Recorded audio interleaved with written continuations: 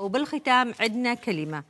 كلنا شاهدنا اليوم صور الشهيد أبو بكر عباس السامرائي اللي أعدم على يد داعش الإرهابي بسبب عراقيته وشجاعته، ولهذا نقول داعش ما يفرق بين العراقيين وما يفرق بين سني وشيعي.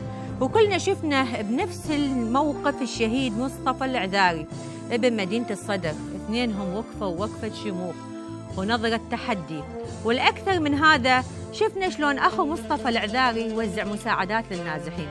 ذول العراقيين، ذول العراقيين ما عندهم أي تفرقة، شعب متعايش، واللي خلق الطائفية السياسيين ومشاريعهم الخارجية.